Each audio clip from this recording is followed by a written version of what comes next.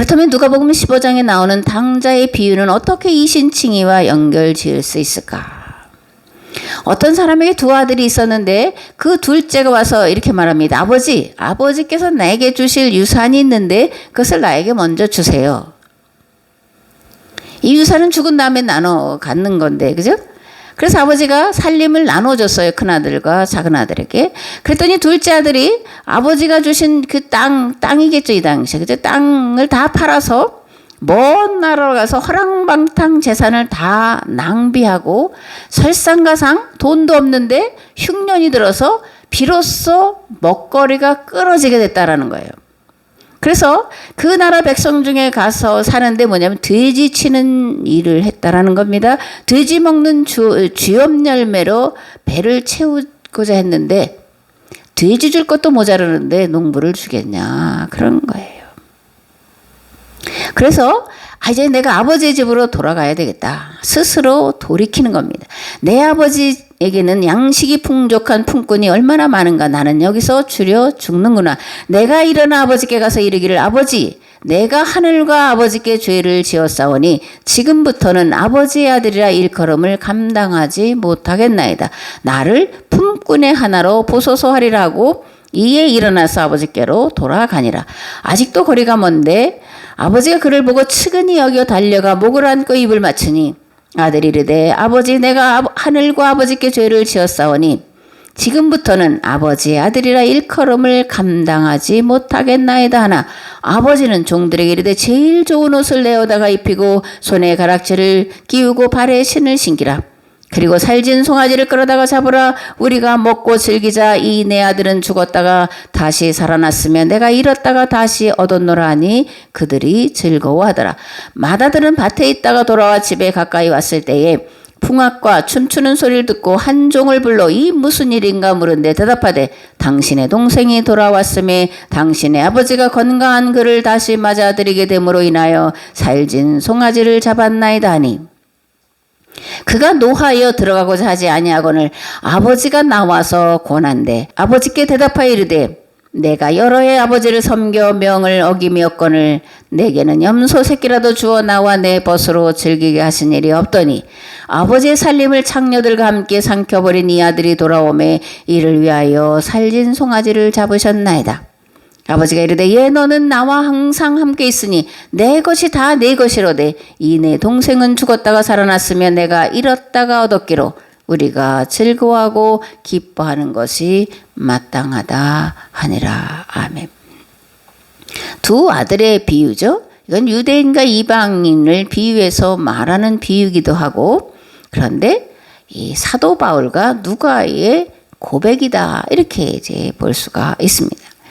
대다수 부유하고 건강한 유대인들은 자신들이 의로운 자라고 생각을 했어요.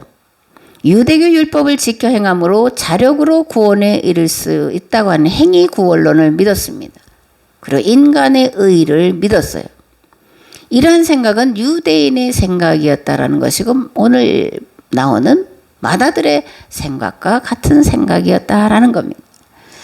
사도 바울은 유대교 율법에 정통한 바리새인이고 랍비였습니다. 유대교 율법을 지킴으로 의롭게 된다라고 믿었고 그렇게 유대교 율법을 지키는데 온 힘을 쏟았습니다. 그러나 그 속사람으로는 아무리 유대교 율법을 조항대로 그리고 문자대로 지킨다고 해서 결코 의롭게 될 수 없다라고 하는 양심의 소리로 인해서 고민하고 있었고 그래서 어떻게 고백을 했다라는 거예요? 오호라 나는 곤관자로다 누가 나를 이 사망의 몸에서 건져내려 울부짖고 있었다라는 겁니다. 누가는 안디옥 출신 즉 이방인이에요.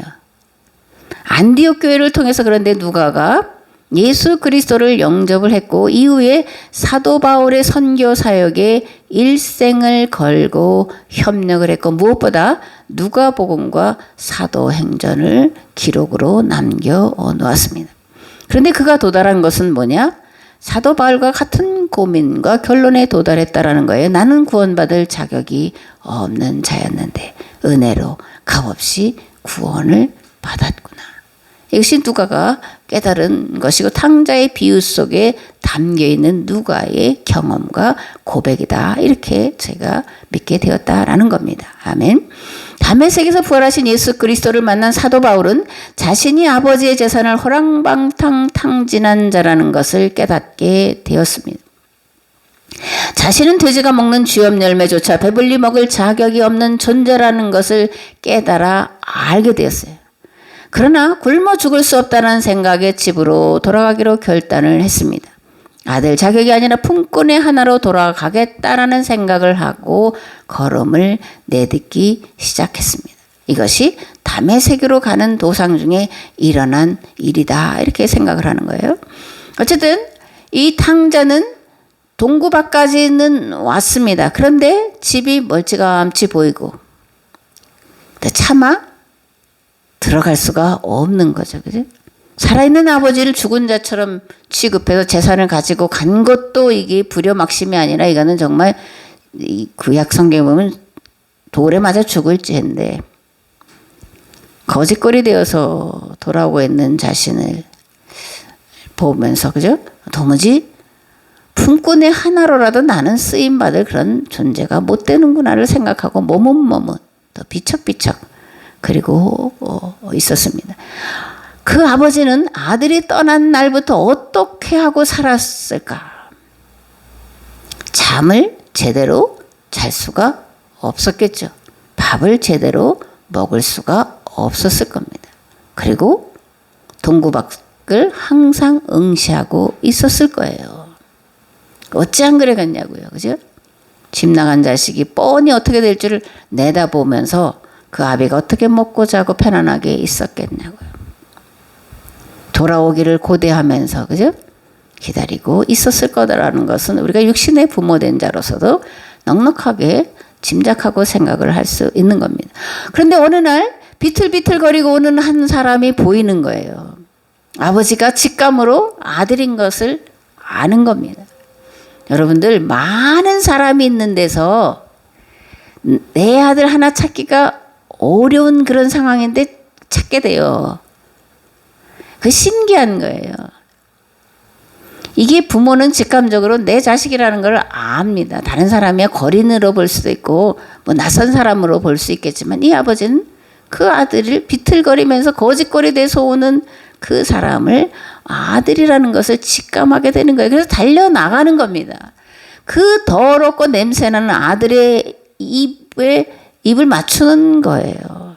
그러니까 아버지만 할 수 있는 겁니다. 이거는 예수 그리스도만 우리에게 하실 수 있는 거예요. 그러면서 우리를 아들로 받아주시는 것, 의롭다고 인정해 주시는 것, 부활과 영생의 소망을 가지고 살아갈 자격이 있다라고 부르시는 이 사건, 부활의 사건이고 사도 바울은 이것을 또 누가는 이것을 이신칭이라는 말 속에 담아놓고 있다라고 하는 겁니다. 아멘. 하나님은 먼저 다가오시는 분이에요. 하나님은 우리를 먼저 사랑하시는 분이십니다. 내가 하나님 먼저 사랑한 것도 아니고 내가 하나님께로 먼저 가는 게 아니라는 거예요. 하나님은 먼저 나에게 다가오시는 분이십니다. 먼저 오셔서 내가 오기를 기다리고 계시는 분이에요. 어떤 형편과 처지 가운데 있을지라도 아버지의 긍휼과 자비와 용서하시는 은혜를 깨닫고 돌아오는 자를 기뻐하시고 맞아주시고 용서하시는 좋으신 아버지시라는 겁니다. 하나님은 죄인 심판하기를 기뻐하시는 분이 아니라 회개하고 돌아오는 자를 기뻐하시는 아버지이신 줄을 믿습니다. 아멘.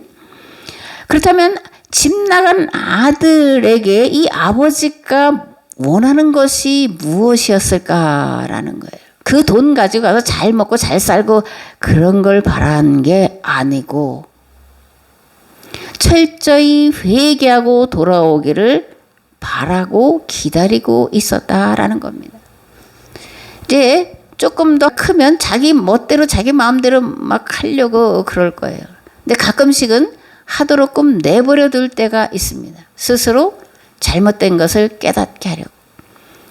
그렇다고 해서 마음 편하게 있는 건 아니에요. 왜냐하면 넘어질까 다칠까 염려가 있으니까. 그래서 항상 가까이에서 넘어질 것 같으면 붙잡아 주려고. 잘못된 길로 삐딱하려고 하면 채찍을 들어서라도 바른 길로 인도하려고 항상 마음 졸이고 기다리고 있는 게 부모예요. 유비라고 말씀드렸죠. 하나님과 인간. 하나님을 어떻게 인간이 이해할 수 있냐? 부모를 통해서 하나님을 이해할 수 있다. 왜냐하면 인간의, 특별히 부모의 마음속에 하나님의 마음을 담아 놓으셨기 때문에, 그래서 하나님을 말할 때 특별히 엄마를 이제 유비해서 말하고 있는 거예요.